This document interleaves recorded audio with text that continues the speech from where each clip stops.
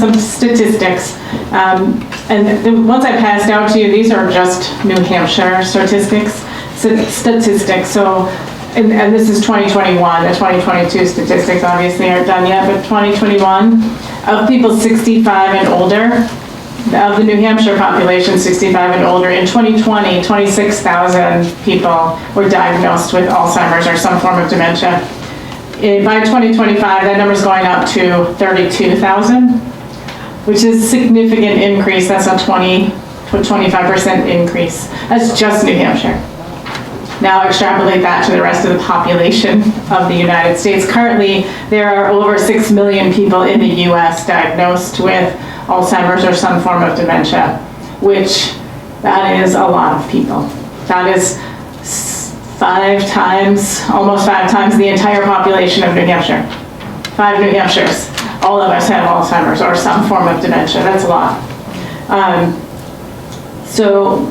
Our goal is to educate people on the warning signs and what's going on so that maybe we can catch things earlier and do things that will help prevent the onset of any kind of dementia. And we'll talk about that later. But in 2020, there were 263 more deaths associated with dementia, largely because of the pandemic, more than they expected. The total deaths from Alzheimer's in 2019 was 511. That's in New Hampshire alone. That's a lot, right? And often that number is very underreported. That number is probably low because what happens is the official reason for death is not listed as Alzheimer's. It's listed as something else. Like my dad died from Alzheimer's, but the thing on his death certificate, it says pancreatitis. But he had pancreatitis and couldn't tell us how much pain he was in, so we didn't know until it was too late. So that's the official cause of his death, but truly the cause was because he had Alzheimer's. So that number, that 511 number, is really very low. The number of deaths associated with somebody who has Alzheimer's or some other dementia is much higher than that. And I want to bring you to the very bottom of this page. We talk about caregiving. This is 2020 statistic. There are 57,000 caregivers, 82 million total hours of unpaid care. So that's you taking care of a spouse or a parent, and you're not getting paid to do it. 82 million hours of unpaid care. That is a lot of hours. $1.5 billion worth of unpaid care. So if somebody were paying you to do all that care for people, that it would have been $1.5 billion. That's just in 2020, $1.5 billion of people providing care, and people who have to leave the job, leave the workforce to care for a parent. They have been working and their mom needs 24-hour care, so they left the workforce. They're not being paid anymore, but were they doing this for pay? Is $1.5 billion of people providing unpaid care. Those are some pretty staggering statistics. That's a lot of people providing care, right?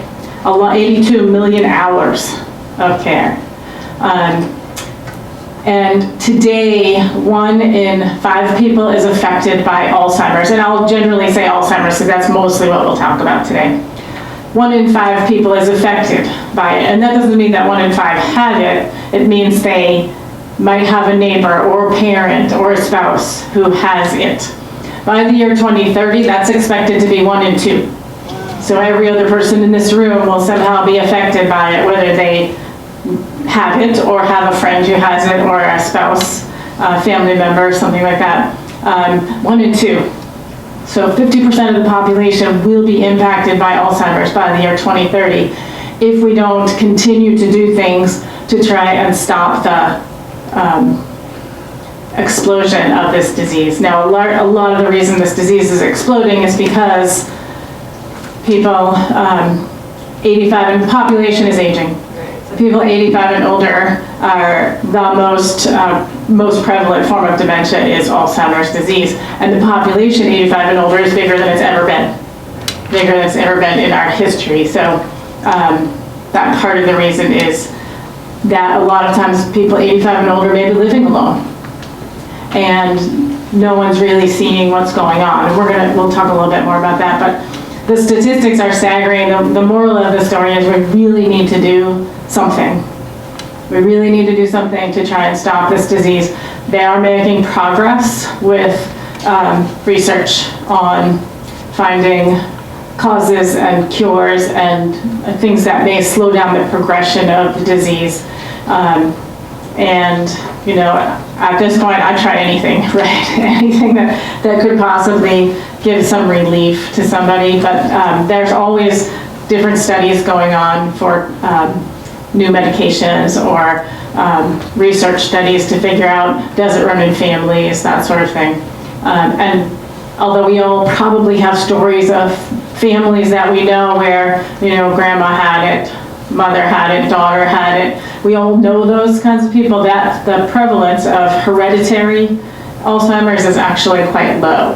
The number is actually quite low, percentage-wise. It's less than 5% of people with Alzheimer's are because of hereditary issues. But in 2021, there was $355 billion was the cost of caring for people with dementia.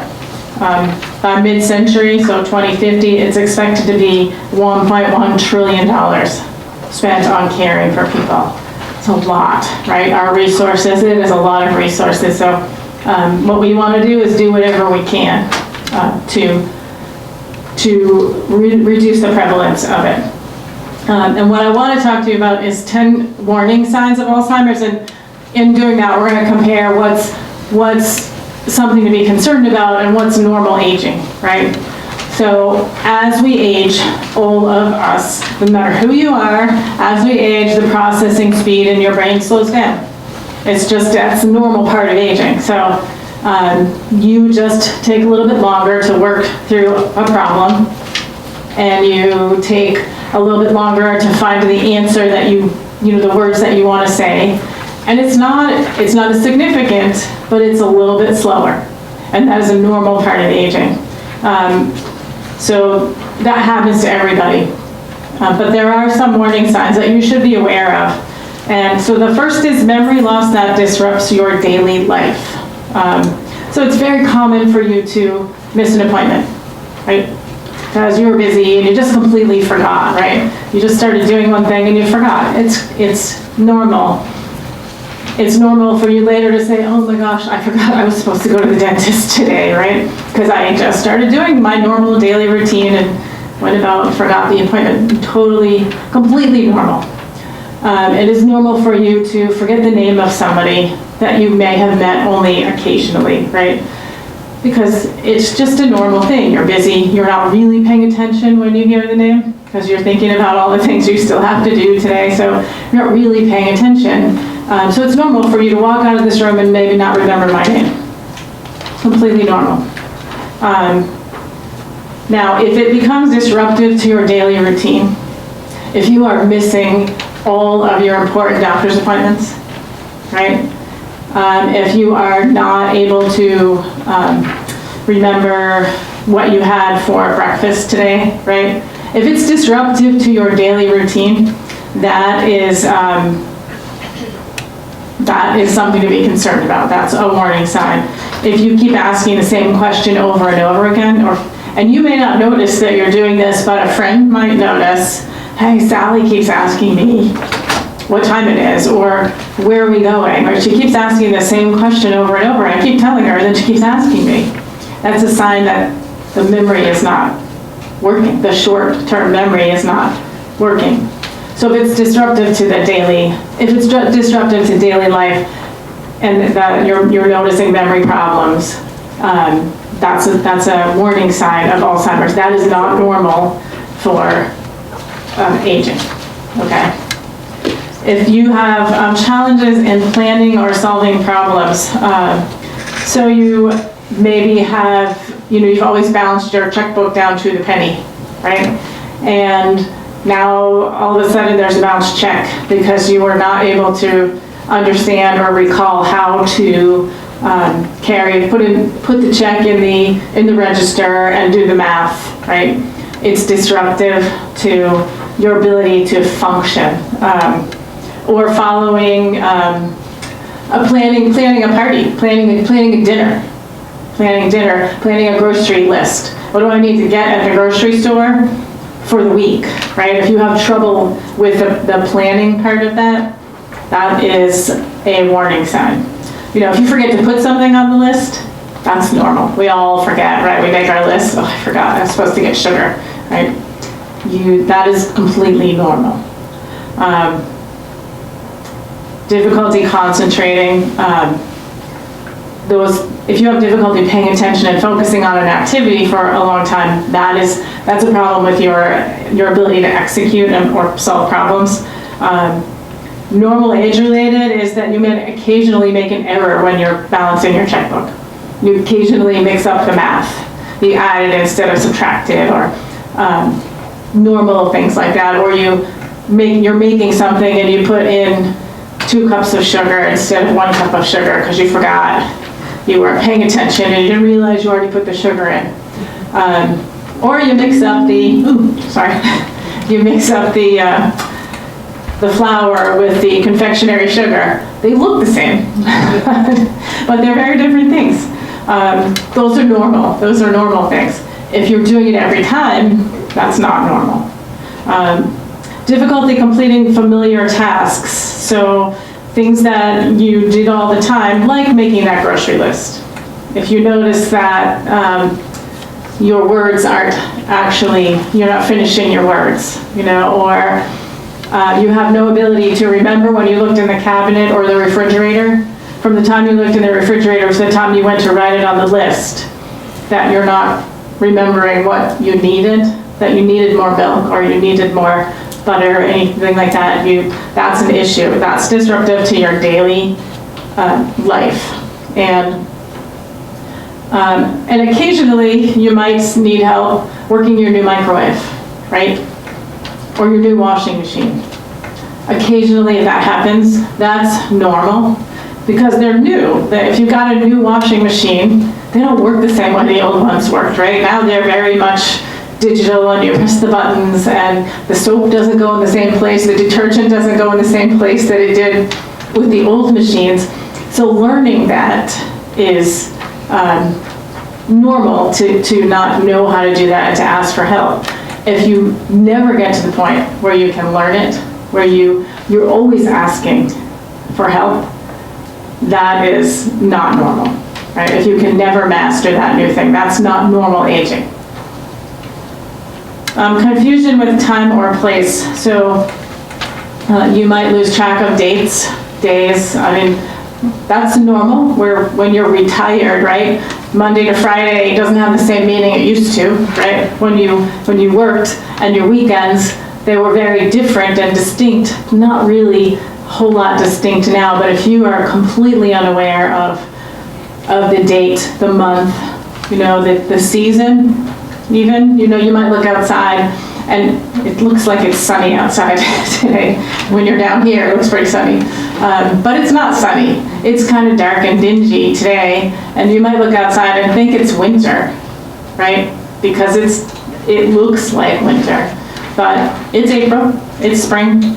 Doesn't look like spring, but it's spring. So if you lose track of all of that, that's not normal, right? If you, and not understanding the passage of time. And this happens a lot with sometimes people showering, not showering regularly or not changing clothes regularly. They don't realize that a full day has gone by or how many days have gone by since I last took a shower. Now, if you're not out running marathons, you don't need to take a shower every day. But you do need to do it regularly to make sure you stay clean and healthy. And if you've completely lost track and you keep thinking, I just took a shower yesterday, that's disruptive, that's not normal, right? Let's see. And again, typical age-related is confused about what day of the week it is, right? But you can figure it out. You always figure it out later, like, oh, it's Friday, right? Today's only Thursday, right? Today's only Thursday. But later you say, oh, it's Thursday. You know, you figured it out. You have the ability to actually go through the thought process. If you can never figure it out, that's not normal, okay? Did you have a question? Well, I was going to mention that I thought earlier, your first one that you would have mentioned alcohol playing a role in memory loss, because I've read, you know. Well, are you talking about alcohol? Yeah. Alcohol can cause, alcoholism can cause a form of dementia, definitely.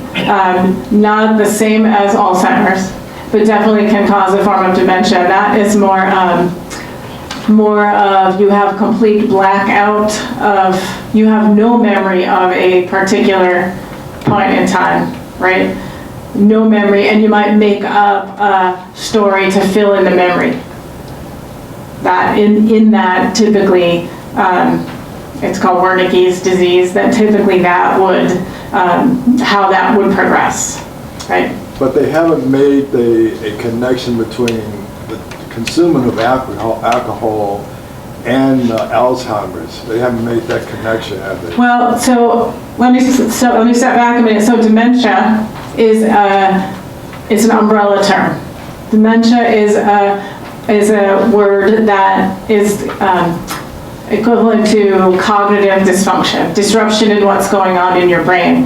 And there are 139 different diseases that cause dementia, right? Alcoholism being one of them, Alzheimer's disease being the most common among people 85 and older. And I mean, in fact, you can get Alzheimer's disease that's been diagnosed in children, but that's very rare. But for people 85 and older, 50 to 70% of all dementias are due to Alzheimer's disease. So there's the disease, and then there's the disease is causing the dementia in your brain, your brain's inability to function the way it's supposed to. And the particular disease that's underlying your dementia will really dictate the symptoms of how your disease progresses. So Parkinson's will have a different, if you get dementia associated with Parkinson's, there are other issues. With Alzheimer's, generally speaking, the problem is noticed first in your short-term memory. Your inability to recall what I had for breakfast today, or what did I do before I got to this moment in time, right? I walked through the door, and once I'm in this room, nothing out there exists. Nothing behind me exists. All I know is what's in front of me. So my short-term memory doesn't allow me to know that I parked my car in the parking lot, I came in the front door in a zigzag fashion, and came in the front door, and then Sarah met me and brought me downstairs. If my short-term memory is not working, if I had Alzheimer's, I would not be able to recall any of that, other than I got right here. So that is typically what you first see with somebody with Alzheimer's, and that's completely disruptive to your ability to function on a day-to-day basis. And you'll see a little bit more about that. But there are 139 diseases that can cause dementia. Dementia being disruption in your cognitive function, a disease in the brain. And so it's sort of like, I liken it to cancer. It's not exactly the same, but cancer. You really wouldn't know what I meant unless I told you more about what kind of cancer I had. I don't have cancer, by the way, but without explaining more about, is it skin cancer, is it lung cancer, you wouldn't have any idea. So that's why dementia is the cognitive impairment in your brain. The underlying cause, the underlying disease is going to dictate how your brain gets impaired and what gets impaired first. Trouble understanding images, visual images and spatial relationships, depth perception, if it becomes a problem. We notice this a lot in driving, right? You don't realize how close the car in front of you is, right? So you might slam on the brake. Or you're not really sure when should I turn the wheel to make that turn. right? So you may be all the way out in the intersection before you start to turn to make that right turn, because you're unaware really of the depth perception. Going up and down the stairs, also a problem, right? If you are having difficulty navigating stairs because you don't know how high to lift your foot to get to the next step, or coming down also, if you're unaware of how far the step is from you and you expect it to be shorter than it is, obviously this could end in a tragic situation. Broken bones at the least, right? Vision changes, you may see things that aren't there, right? You may have some hallucinations. This happens quite often, right? You may have some hallucinations. Now, if you have vision changes that are related to cataracts, that's completely normal, right? And completely fixable, assuming they're operable, but it's fixable. But if you have these other changes, peripheral vision is affected early on in Alzheimer's. Your ability to, when we're really young, we can pretty much see behind us, right? Our peripheral vision's really good. And it starts to close in as we age. By the time we're 85, it's really about here, right? We can't see back here anymore. It goes to about here. Early on in Alzheimer's, peripheral vision gets lost pretty quickly, because we see with our brains, not with our eyes. The eyes just let it in, right? So what's going on in the brain is impacting our ability to actually understand what we're seeing. And that's why you may see if somebody is hallucinating, that's not normal. If somebody has really very little peripheral vision, that's not normal, right? If you come up beside me, I would see you, because I have some peripheral vision. If somebody doesn't have that, and you come up beside them and you tap them on the shoulder, you're liable to get, you're gonna get whacked because you scared me, right? So if those kinds of things are happening, those aren't normal. Those are things to be concerned about. New problems in words, new problems with words, speaking or writing. So if you've always had an issue with finding the right word, and that's just, your nature, it's nothing to be concerned about. But if all of a sudden you're having trouble coming up with the word for, this paper, or, and you might describe it, but that's an issue because this is a common word, right? Paper. But you might say, like that thing that you write, the thing that you write, you might have words that's not normal. Occasionally not being able to find the word you want, totally normal, right? Always, happens to me all the time. It's right on the tip of my tongue, the word that I want, it's right there. If that happens to you and it's disruptive to your ability to have a conversation with somebody, to have a conversation with your friends or your family, then it's something to be concerned about. But again, if you're just occasionally having trouble coming up with that word, that's nothing to be worried about. It is normal, because again, what happens a lot of times, I told you our processing speed will slow down. We have friends and family who are very impatient, and they don't give us the moment, the extra moment we might need to find the word that we were looking for, so they jump in with the answer, right? But if it becomes completely disruptive to your ability to have that conversation, that's a warning sign that this isn't normal, what's going on. Misplacing things and losing the ability to retrace your steps. So we all put down our car keys sometimes, right? We put them down and we go about our business and we do our thing, and then we go to leave and we can't find our car keys, right? That happens to every single person. I mean, who hasn't? Has that not happened to anybody in here? Everybody has lost their keys, right? At one point or another, your wallet, glasses. I have glasses all over the place and I could never find them. But my brain has the ability to say, what did I do today? Where was I a minute ago? Oh, I went to the grocery store, I came in, put my keys down, I was cleaning out the fridge, throwing some stuff in the trash. Maybe my keys fell in the trash. So now I have the ability to say, I'll check the trash, right? But somebody who has dementia or Alzheimer's, they don't have the ability to say, what did I just do? They don't have the ability to retrace a step. So if they don't, they literally won't know that this short-term memory doesn't work. So they cannot say, I went to the grocery store today, right? Or I walked down the hall to visit my friend. Maybe I left my keys in their apartment, right? They don't have the ability to say, what did I just do? If that becomes disruptive, if you're constantly losing things, that is something to be concerned about. Let's see, decreased or poor judgment. So what that means is in your decision making, you make some bad choices with money. I had a client one time who had Alzheimer's. He was diagnosed and he was getting a haircut. That was a $12 haircut. And he gave the hairdresser $30 and thought that was fine. That was about $18 was a reasonable tip for the hairdresser, which seems to me like that's a little excessive for a $12 haircut, an $18 tip.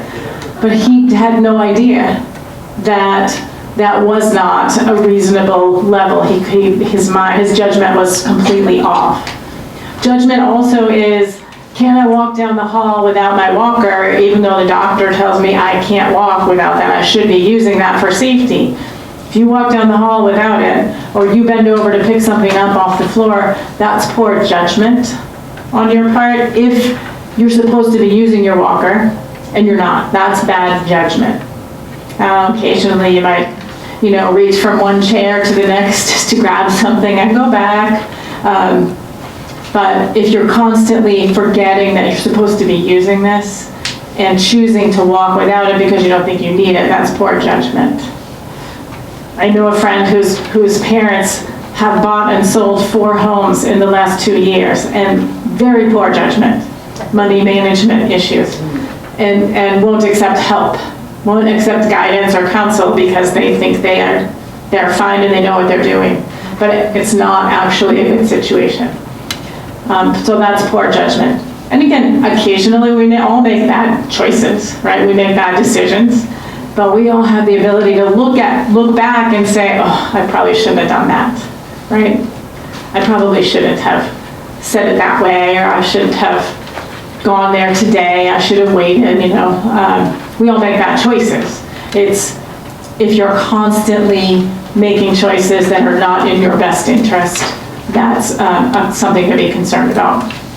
If you withdraw from work or social activities, so you may, because you can't keep up with conversation or can't keep up with the work you're supposed to be doing, you may just make excuses and say, I'm not feeling well, I don't want to do this today. My dad would constantly, I grew up on a dairy farm. My dad worked 365 days a year, 19 or 20 hours a day, right? To see him say, oh, I'm just really sick. Like he would every day come up with an excuse why he couldn't go milk the cows. Because there was a new barn, new technology, he could not master how to do it. So he would always have an excuse why he couldn't do it. I don't feel really well. If it's disruptive to what your normal life is, that is a concern. If you're withdrawing and you're constantly, no, I don't want to do that. No, I'm not up for playing cards today, or I don't want to go out today. I don't want to go to the store. I don't want to go to the park. You're constantly declining invitations from your friends. That is a problem, right? Occasionally, we all do it, right? Occasionally, you're exhausted and you're like, oh, I just want a day to sit on my couch or sit in one of these nice comfy chairs and watch a movie on the big screen. Just sit by myself, right? Occasionally, that's 100% normal, right? That's completely normal. We all need time. We all need downtime, right? We all need downtime. But if you're constantly withdrawn and constantly not engaging with your family or your peers, coworkers, friends, then that is something to be concerned about. Changes in mood or personality. So sometimes people living with Alzheimer's may experience changes in mood and personality, become easily upset. especially when you're not doing something that you would normally do outside of your comfort zone, right? If somebody's asking you to go walk, to run a marathon with them, right? And you normally would only run a mile a day. And they pressure you and you do it, and you become upset with your friend because they pressured you into doing this, right? That is normal, but if you are constantly being upset with people because you're now outside of your comfort zone, then that's not normal. You may also see personalities exaggerated. If you know somebody who's a stubborn person, like my dad was very stubborn. When his dementia started progressing, he became very stubborn, very stubborn. If he didn't want to do something, it was very difficult to get him to move. So you may see exaggerated personalities. Normal things, normal age-related is when you develop specific ways of doing things, and you become irritable at your routine being disrupted. Like you normally are running this route a mile every day, and you're disrupted because there's a detour. They're doing construction, and now you have to go another way, and you're unfamiliar with that. It makes you irritable, right? You get up, you have breakfast, you shower, and this is how your day goes. But today you have to go to the doctor, so you gotta get up extra early, get your breakfast, get your shower. Your daughter's picking you up to go to the doctor. You might be irritable because you're completely out of your normal routine. That is normal. That's normal. If you're irritable all the time, not normal, okay? So what I would say to you is if you suspect yourself, you're seeing any of these things in yourself, or if you're seeing any of these things in a family member or a neighbor or a friend, that you talk to somebody about maybe having them evaluated by their doctor. These are the 10 warning signs of Alzheimer's, and usually by the time people are actually not diagnosed until they're in the moderate stage of the disease, because you can develop ways of coping with all of these problems. Your short-term memory, you might develop a system where you write everything down in a calendar, one of those journal planner things. You write everything down, so when your daughter calls to talk to you about your day, everything's written down, so you can tell her exactly what you did. So it doesn't appear that you have any short-term memory problems because you're remembering what you did today, but what you're actually doing is reading what you did today. But eventually the system for managing that calendar breaks down. Your ability to plan and execute that calendar completely breaks down. So you forget to write in it one day, or you miss part of the day, you forget, and then there's the holes in your calendar. So that's when we see when your systems for coping start to break down, you are probably further into a disease than anybody would realize. A lot of times we won't see people who die with the diagnosis until they are well into the moderate stage of the disease. And we're not going to talk about what that means, early, moderate, late stage, but what I am going to talk to you about is 10 things you can do to help your brain. These are really critical. Remember we talked about by 2030 that is going to be 1 in 2 people affected by Alzheimer's. So if we can do some of these things, we can hopefully make that number better, right? And it's never too late. Truly, it's never too late to start keeping your brain healthy, to start some kind of regimen to help your brain. The first thing you can do is break a sweat. Engage in regular exercise. Regular exercise. You don't have to run marathons, but a regular walk, right, with your neighbors or friends. You need to increase your heart. You need to increase your heart rate 3 to 5 times a week, regular basis, right? Walk for 20 minutes, 3 to 5 times a week. Of course, talk to your doctor before you start any kind of exercise routine if you don't have one already. But doing regular cardio exercise is very important in keeping your brain healthy, your heart healthy, and your heart health impacts your brain health. Hit the books. Formal education at any stage of life helps you. It helps your brain. Your brain is a muscle like any other in your body. Using it is good, right? We don't want it to atrophy. Using it is good. And there's all kinds of courses you can take. Tons of things you can do online, tons of things you can do locally, check out the library, there's community college in Nashua. There's lots of things you can do to improve your brain function that way. And the next one is butt out. So evidence does show that smoking increases the risk of cognitive decline. So quitting smoking can reduce that risk to levels comparable to somebody who's never smoked. So if you're a smoker and you quit, you can reduce your risk of developing dementia comparable to somebody who never smoked and starts to do these other things, which is amazing, right? We can't change any damage that's been done to your lungs, but we can stop the process in the brain, the atrophy in the brain. Follow your heart. Evidence shows that risk factors for cardiovascular disease and stroke, like obesity, high blood pressure, and diabetes, will negatively impact your cognitive ability, your cognitive function. So take care of your heart. Take care of your heart. And again, that goes back to also doing that regular exercise. Take care of your heart. Heads up, brain injury can increase your risk of cognitive decline. So wear a seatbelt. Wear a helmet if you're going to ride a bike, or anytime you're playing contact sports. I don't know how many people in here are playing contact sports, but if you do, please wear a helmet. But I'm sure you know children or grandchildren who will play contact sports. Make sure they're wearing helmets. And take steps to prevent falls, right? There's a whole other talk I can do on fall prevention, but take steps to minimize your risk of falling.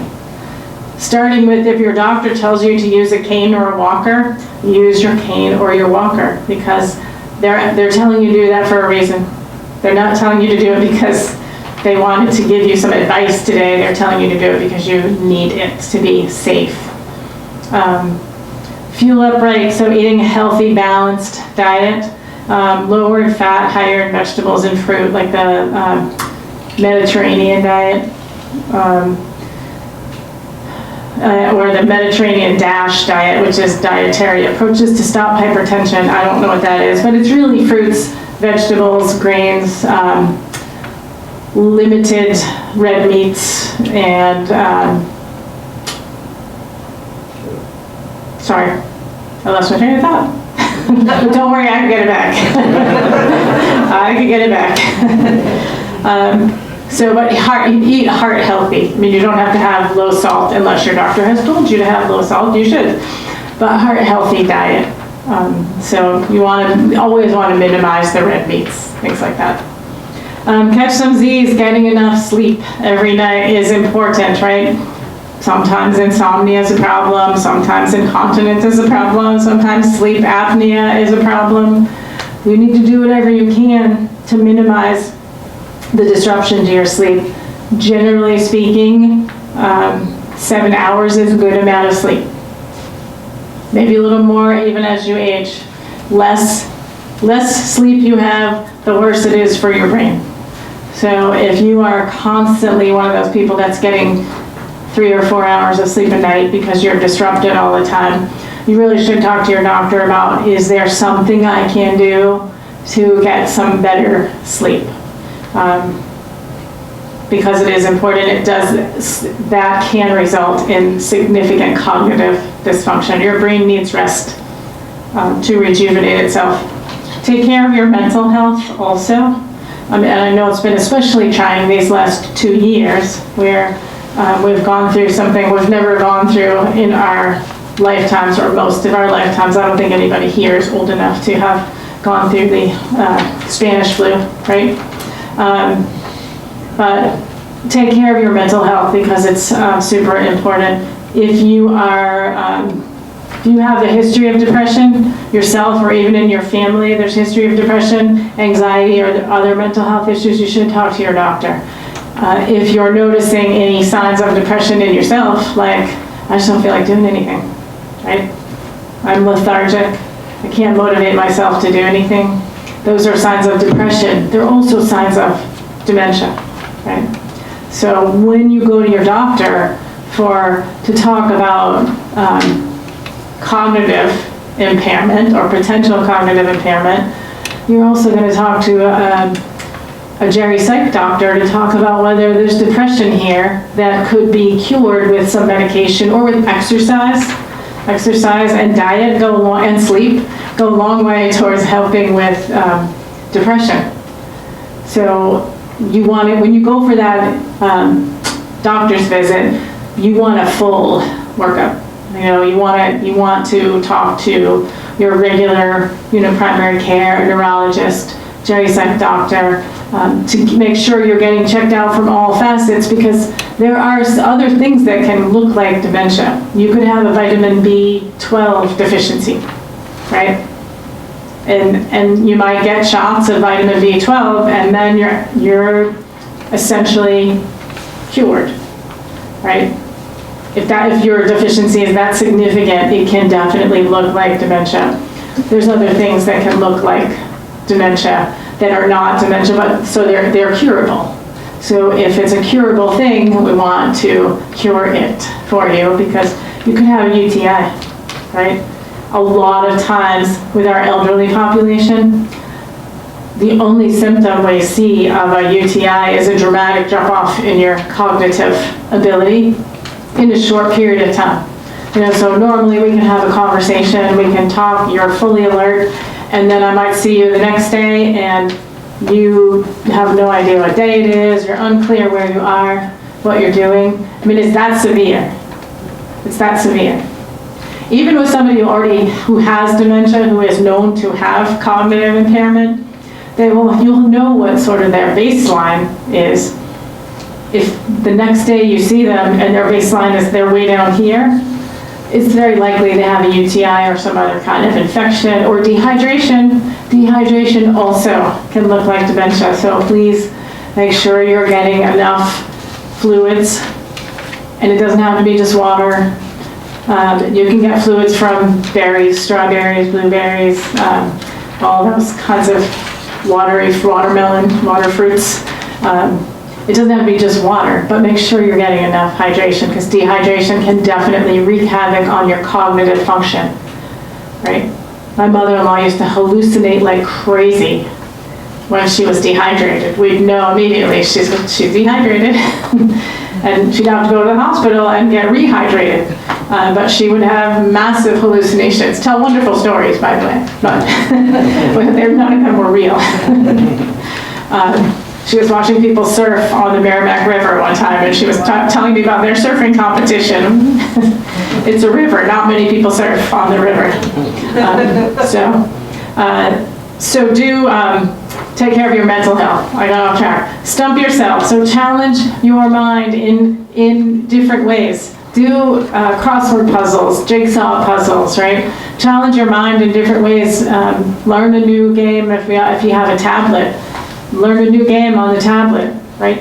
Learn a new card game. Like learn how to play bridge, or bridge is probably kind of hard. I mean, sometimes when people have dementia and they play bridge, that's when you notice it, because you need to know what your partner's doing in bridge, right? And you need to pay attention to what the other people are doing. And you lose your ability to focus on all of those things at one time. So people start withdrawing from that. So learn a new skill. We're never too old to learn something new. I do brain games every day, and anything you do is wonderful, I do them because I enjoy doing them. And my dad had Alzheimer's, and I will do anything I can to make sure that that doesn't happen to me. So stump yourself, challenge your brain every day. Challenge your brain in a different way. And buddy up. So we're going to kill a lot of birds with this one stone, buddy up, right? You're going to stay socially engaged, right? Socialization is huge. when it comes to minimizing your risk for Alzheimer's. Socialization is really huge because when you're socializing and you're actively socializing, you're using your brain, right? And you're engaged in the back and forth of normal social conversation, but your friends will pick up on little things that you won't pick up, your son or daughter won't pick up on it because they don't see you all the time. You may talk to them on the phone, but they're not seeing you in your day-to-day routine and how you are, but you're socializing with people, they may pick up on little cues. But when you're socializing, you could be taking a walk, right? So we're walking, we're getting our cardio going, right? We're doing all of these things to help our brain. We're gonna help if there's any kind of depression, getting together with people, right? And your friends will notice, oh, Sally doesn't feel like going for a walk again today, right? We'll pick up on these things and get attention faster. So that when we do have these drugs or not drugs, these therapies that can help us minimize our risk, we can start doing them, right? We can start working with each other to engage each other in brain games or engage each other in conversation about anything, right? Conversation, because you're going to notice in conversation when things are starting to break down. So it's important. I mean, it seems like a lot, but it really isn't a lot. I mean, this is just keeping your life, keeping yourself, your body healthy, your gut health, your heart health. All of those things impact your brain health directly and your overall health. So please get up and get moving and get your friends moving, right? So you can help your friend do the same thing. Like, I'm committed to exercising every day. I'm committed to doing brain training every day. And I have a group of friends that I have committed with me to do it. And we watch each other on our workout apps. So we know what we're doing. So we're not together physically, but we know what we're doing. And we can encourage each other to do the same thing. And I encourage you all to do the same thing, to encourage each other to move, to eat healthy, right? I have a huge sweet tooth. I love sweets. And therefore I try really hard to eat healthy and only have a little bit of sweets. So we can encourage each other that way to make better choices about, daily living choices.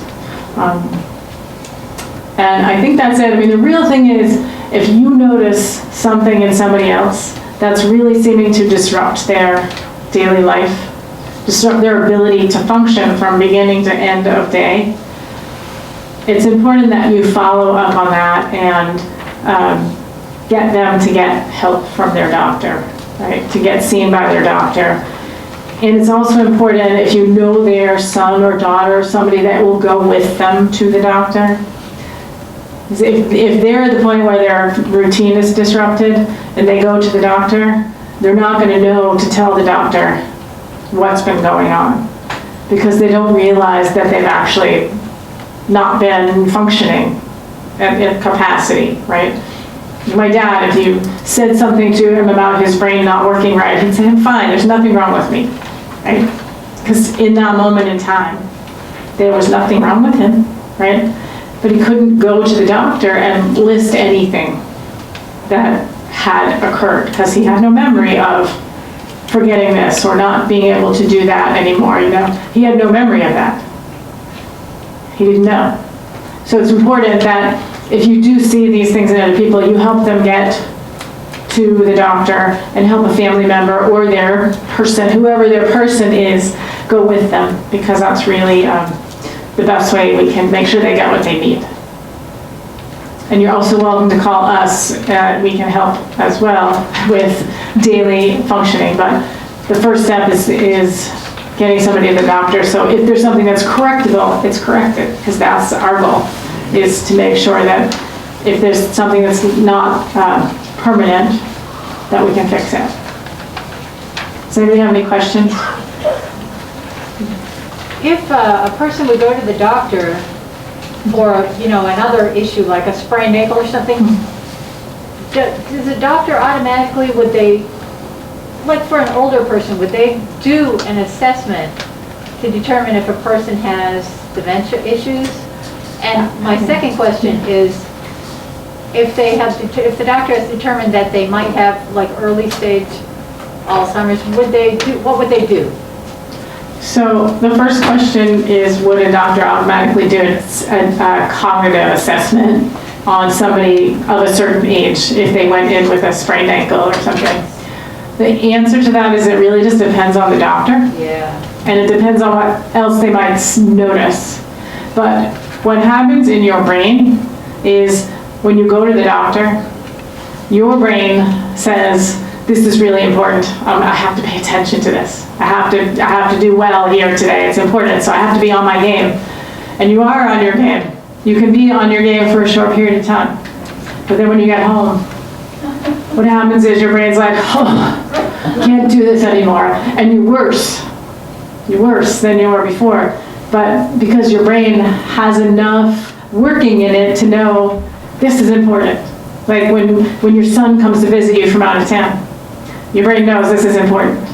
And then they leave. And you're like, okay. And then there's your daughter who's been living with you and now is living with you less functional than you have been because your brain automatically knows when something is important and will start to kick on as much as it can. But in the course, the problem with doctors is that they see you for a very short period of time. So early in this disease, your short-term memory may actually last for a while. You might have memory of today, but not yesterday, right? So you can answer things like, what'd you do? What'd you do to your ankle? How did you hurt that? If your short-term memory is shorter, and the doctor asks what you did to your ankle, your answer might be, I have no idea, right? In that case, then they're going to maybe probe a little more and start asking more questions about that would be consistent with a mental status exam. So it really depends on the particular situation. They wouldn't do it directly. And if they did have concerns about your cognitive function, then they would refer you to a neurologist for further evaluation. Generally speaking, your primary care is not, they might say it's early stage of dementia, but they're not necessarily going to diagnose you with something without giving you a whole workup. Yes? If we have some early signs that we ourselves have detected, does that mean it's going to get worse? Or does that mean it's going to stay the same? Or is there something we can do to make it stay the same and not get worse? Well, that's a good question. So the question is, if you have some early signs, will it always get worse? And I guess the answer to that is left unattended, it will only get worse. Because eventually, what's going on actually inside your skull, if it's Alzheimer's disease causes your brain to shrink, physically shrink, right? Physically shrink by the end stage of Alzheimer's. Somebody who's lived 20 plus years, you can live 20 plus years with Alzheimer's disease. Not everybody does, but you can. But somebody who's in the end stage, the brain can shrink to basically 1/3 of its original size, right? So it stands to reason that everything's going to break down, right? Because Nothing you can do to help stop that. well, these are the things that you can do. These are the things that you can do to minimize your risk and to stop what's going on, or slow down what's going on. There's no cure yet. There's no cure yet. And I use the word yet because I do believe in our lifetime there will be a cure. The research is positive. But there's no cure yet. There are medications that can significantly slow down the progression of the disease, but they don't stop it. They just make it slower. I mean, that's why you really want to look at these things. And even if somebody has been diagnosed with Alzheimer's, getting them moving is great, right? Engaging them in activity is great, right? I used to play cards with my dad, and he couldn't play cards anymore, so we would play with cards. It didn't matter what the rules are, but we played face up, so he would be, that game Concentration, where you put all the cards face down and you try to remember where the matching cards are. Well, he could never remember that. His short-term memory was no good. So we played with the cards face up.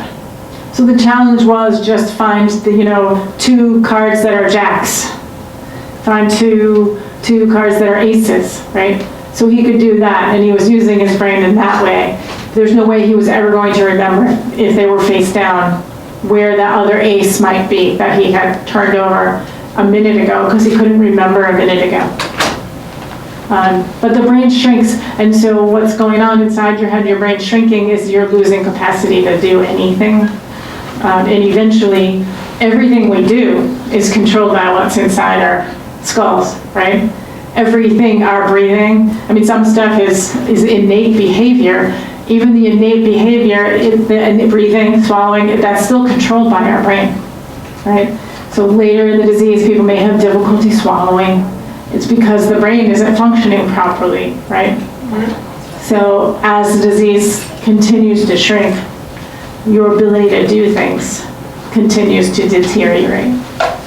So my goal, my hope is that someday we can put a real stop to it, but for right now we can't stop it. But doing these things will go a long way towards, making sure that we're minimizing that risk. And again, even if somebody's already been diagnosed, do these things, right?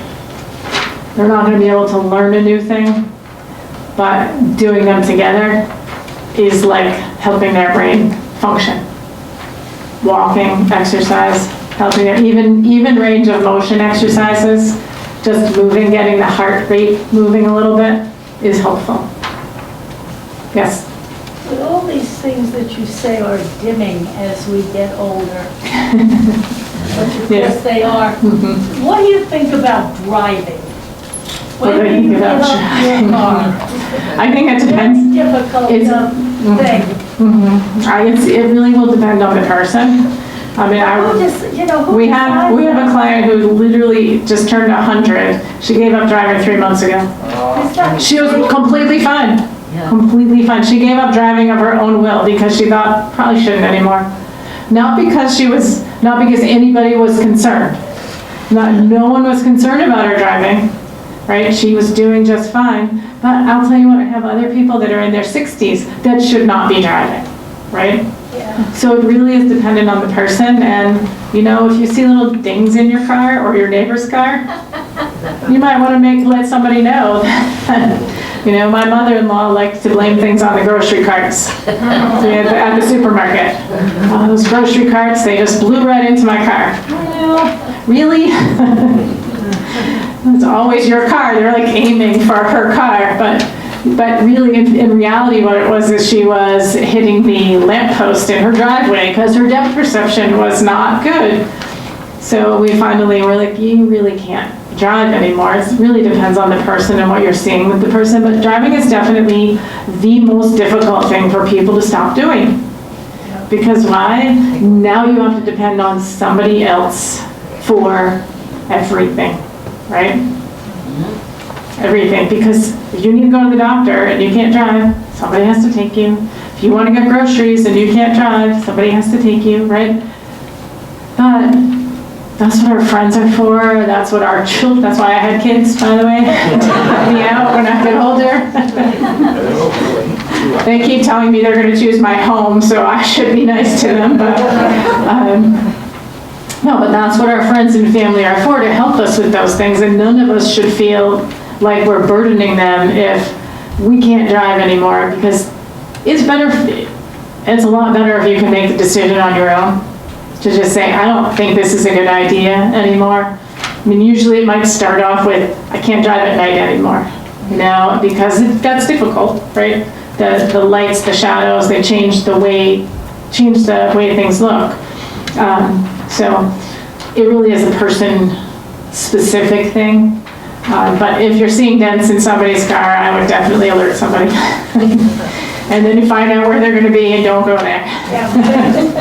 I I think they will help you find the place you're going to go to. My kids, they definitely will. I have 2 sons and I know I'm in trouble. Is there any test yet for Alzheimer's? Like a blood test? No. No. No, the only really truly definitive is autopsy. But they can do a lot now with CAT scans and PET scans and cognitive mental status exams. That's why when you go to the doctor, you go to all those different doctors, because then they put this whole thing together to make the picture of what's going on with you. So there is no blood test that I know of right now that can definitively diagnose that disease. Would be a lot easier if there was, right? It's hard. I mean, this is a horrible disease. It's horrible for families.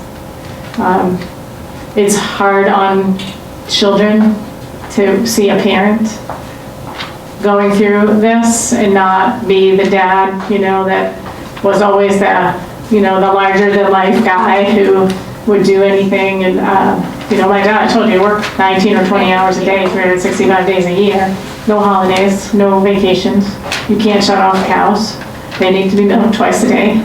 And the hardest working man I know to go from that, and smart man, to go from that to where he was, it's devastating to families. It takes a huge toll on families. So anything we can do to lessen that impact and that potential is huge. It's huge. If you have any questions, there's some candy and in the back, there's some goodies. And in there is my card and our brochure. If you have any questions after, feel free to give me a call. I'm happy to chat with any of you. If you want to talk about anything specific, I'd be happy to do that. Thank you. Thanks for having me.